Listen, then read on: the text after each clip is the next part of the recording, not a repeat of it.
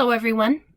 My name is Alexa. I'm from the Cannon Falls Library, and I want to welcome you to the next installment in our book series called One More Chapter, where we read chapters from different books. And today we are going to be reading Chapter 2 in Winnie the Pooh, which was written by A.A. Milne and illustrated by Ernest H. Shepard and was published in 1926. So let's bounce along with our favorite Bear Pooh and find out what he's doing in Chapter 2, in which Pooh goes visiting and gets into a tight place. Edward Bear, known to his friends as Winnie the Pooh, or Pooh for short, was walking through the forest one day, humming proudly to himself. He had made up a little hum that very morning as he was doing his stoutness exercises in front of the glass.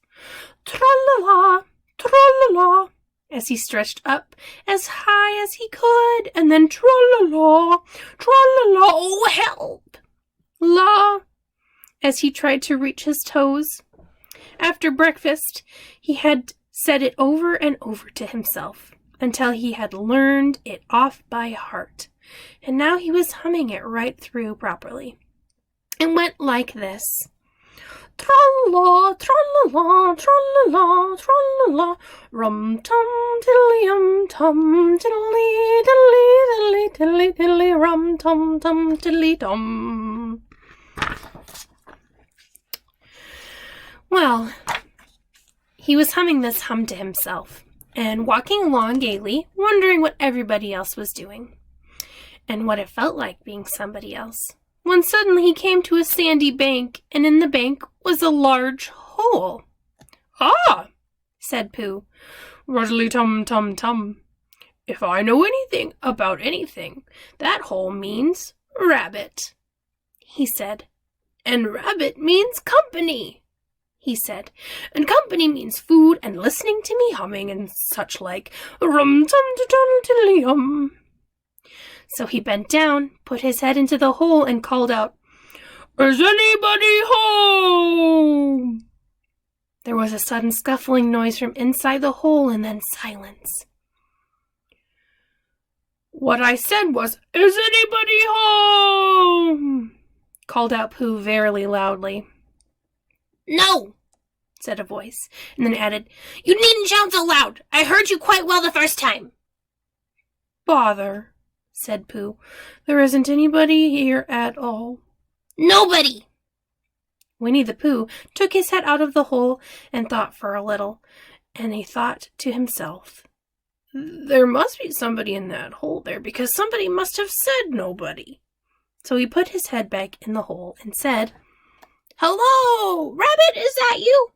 "No," said Rabbit in a different sort of voice this time. But isn't that Rabbit's voice?" "I don't think so," said Rabbit. "It isn't meant to be." "Oh," said Pooh. He took his head out of the hole and had another think. And then he put it back in and said, "Well, could you very kindly tell me where Rabbit is?" "He's gone to see his friend Pooh Bear, who's a great friend of his." But this is me," said Bear, very much surprised. "What sort of me?" "Pooh Bear." "Are you sure?" said Rabbit, still more surprised.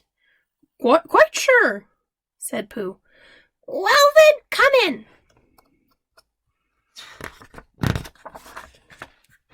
So Pooh pushed and pushed and pushed his way through the hole, and at last he got in. "You were quite right," said Rabbit, looking at him all over. "It is you. Glad to see you." "Who did you think I was?" "Well, I wasn't sure. I don't know how it is in the forest. One can't have everybody coming into one's house. One has to be careful. What about a mouthful of something?" Pooh has always liked a little something at 11 o'clock in the morning, and he was very glad to see Rabbit getting out the plates and mugs. And when Rabbit said, "Honey or condensed milk with your bread?" he was very excited that he had said both. And then, so not to seem greedy, he said, "But don't bother about the bread, please." And for a long time after that, he had said nothing. until at last, humming to himself in a rather sticky voice, he got up and shook Rabbit lovingly by the paw and said that he must be going. "Must you?" said Rabbit politely. "Well," said Pooh, "I could stay a little longer if you—" and he tried very hard to look into the direction of the larder. "As a matter of fact," said Rabbit, "I was going out myself directly." "Well, then I'll be going on. Goodbye." "Well, goodbye, if you're sure you won't have any more." "Is there more?" asked Pooh quickly. Rabbit took the cover off the dishes and said, "No, there isn't." "I thought not," said Pooh, nodding to himself. "Well, goodbye, I must be going." So he started to climb out of the hole. He pulled with his front paws and pushed with his back paws, and in a little while his nose was out on the open again, and then his ears, and then his front paws, and then his shoulders, and then... "Oh, help!" said Pooh. "I better go back." "Oh, bother!" said Pooh. "I shall have to go on." "I can't do either," said Pooh. "Oh, help! Oh, bother!" Now, by the time Rabbit wanted to go for a walk, too, and finding the front door full, he went out the back door and came round to Pooh and looked at him. "Hello, are you stuck?" he asked. "No," said Pooh carelessly, just resting and thinking and humming to myself." "Here, give us a paw." Pooh Bear stretched out a paw, and Rabbit pulled and pulled and pulled. "Ow!" cried Pooh. "You're hurting me." "The fact is," said Rabbit, "you're stuck." "It all comes," said Pooh crossly, "of not having front doors big enough." "It all comes," said Rabbit sternly, "of eating too much, and I thought at that time," said Rabbit, "only I didn't like to say anything," said Rabbit. "That one of us was eating too much," said Rabbit, "and I knew it wasn't me," he said. Well, I shall go fetch Christopher Robin." Christopher Robin lived at the other end of the forest, and when he came back with Rabbit and saw the front half of Pooh, he said, "Silly old bear," in such a loving voice that everybody felt quite hopeful again. "I was just beginning to think," said Pooh, sniffling slightly, "that Rabbit might never be able to use his front door again, and I should hate that," he said. "And so should I," said Rabbit.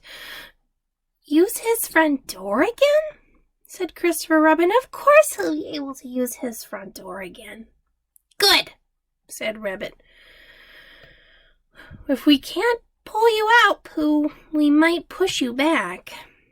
Rabbit scratched his whiskers thoughtfully and pointed out that when once Pooh was pushed back, he was back, and of course nobody was more glad to see Pooh than he was. Still, there was some lived in trees and some underground, and...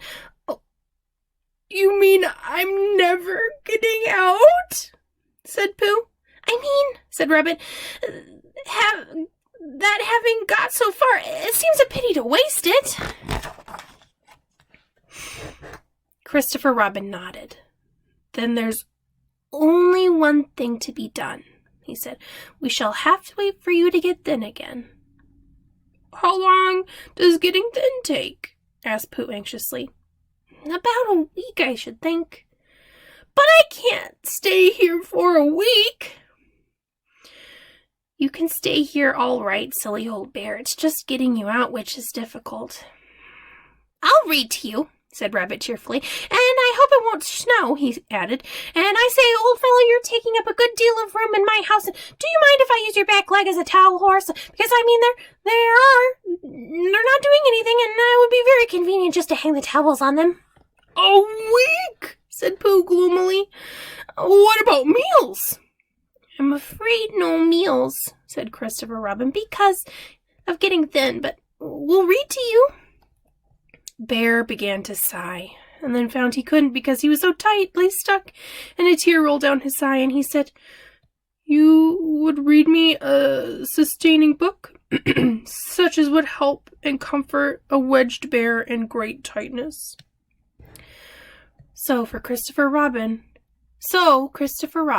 read that sort of book to the north end of Pooh, and Rabbit hung his washing on the south end. And in between, Bear felt himself getting slenderer and slenderer, and at the end of the week, Christopher Robin said, "Now!" So he took hold of Pooh's front paws, and Rabbit took hold of Christopher Robin, and all the Rabbit's friends and relations took hold of Rabbit, and they all pulled together, and for a long time Pooh said, "Ow!" and "Oh!" and then all of a sudden he said, "Pop!" just as if a cork were coming out of a bottle. And Christopher Robin and Rabbit and all of Rabbit's friends and relations went head over backwards, and on top of them came Winnie the Pooh, free!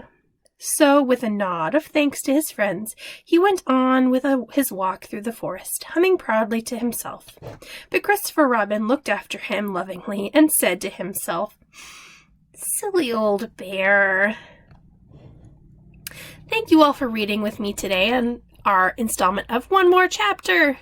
I hope you had fun, and I look forward to seeing you next time here on our YouTube page and at the Cannon Falls Library.